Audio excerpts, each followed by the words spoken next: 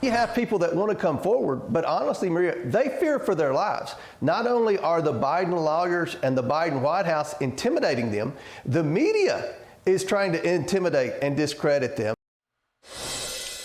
That was House Oversight Committee Chairman James Comer on this program earlier this year on the pressure that whistleblowers and witnesses are facing for exposing the Biden family business dealings.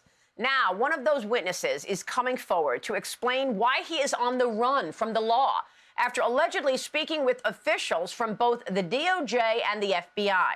In exclusive remarks obtained by the New York Post's Miranda Devine, Israeli professor Gal Luft said this: "Over an intensive two-day meeting, I shared my information about the Biden family financial transactions with this CEFC, that's the Chinese energy company, including specific dollar figures. I also provided the name of Rob Walker, who later became known as Hunter Biden's bag man." Joining me right now with reaction is Wisconsin Republican Senator Ron Johnson. He's been at the forefront in this investigation into President Biden and his family's business dealings from day one. Senator, it's good to see you this morning. Thanks very much for being here this morning. Morning, Maria. Your reaction to Gal Luft's testimony and the fact that now he's on the run, afraid for his life because he exposed Biden family business dealings. Well, I'm glad you're bringing it up. Miranda Devine did great work again. She got the video. What's very interesting about Dr. Luft is he's an energy expert, had a think tank, consulted with people like CIA Director James Woolsey, Robert McFarland, and he was consulting with CEFC, the same Chinese company connected to the Communist Party that was paying the Bidens millions of dollars. When he heard that Joe Biden was going to be running for president, that alarmed him because he knew how compromised Joe Biden would be. So he met with two prosecutors from the Southern District of New York and 4 FBI agents in Brussels for 2 days in March of 2019. What's interesting about those individuals, one of the prosecutors from the Southern District of New York is the same prosecutor that prosecuted Patrick Ho, the money launderer that paid Hunter Biden $1 million to defend him. And in that trial, he prevented the name of Biden's from being brought into court. Also, one of the FBI agents was the same agent then that signed the subpoena from the Hunter Biden laptop. So, you know, what Dr. Luft has shown is the same financial transactions, the millions of dollars, the $100,000 per month retainer for Hunter, $65,000 for James Biden, paid by CEFC. He's got a wealth of information, but they never followed up on that meeting. Instead, they arrested him in Cyprus to silence him. They could have gone to Israel. He resides in Israel. We have extradition treaties, but they instead arrest him in Cyprus. Now, he's literally fleeing for his life right now. He's on the run. He's an important witness. He needs to be granted immunity to be able to testify and tell his story.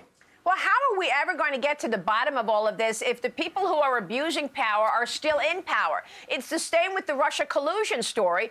All of those people who pushed Russia collusion aggressively are now, I mean, many of them are actually in Biden's cabinet. Look at Jake Sullivan. He was the one pushing the story for Hillary Clinton. So what are we going to do, and what can you do as an elected official to ensure that this corruption is exposed?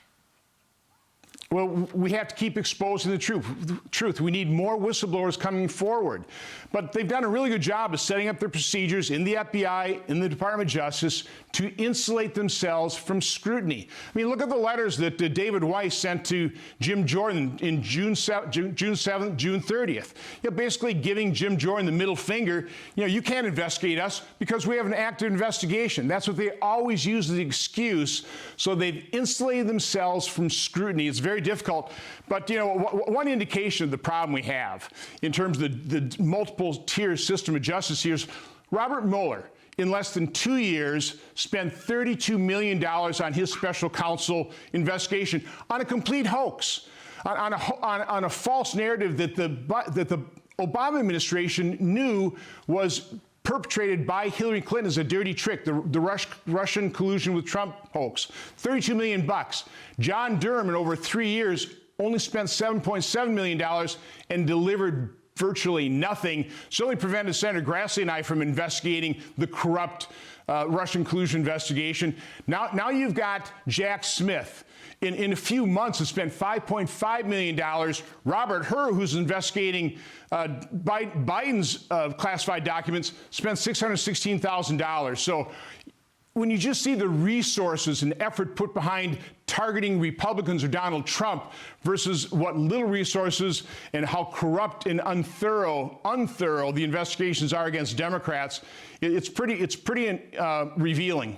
Well, that's incredible. Those numbers are speaking for themselves. You're talking about $616,000 spent by Robert Hur to look at the Biden classified documents mess, compared with Jack Smith at $5.5 million ongoing just in a couple of months. People did not understand.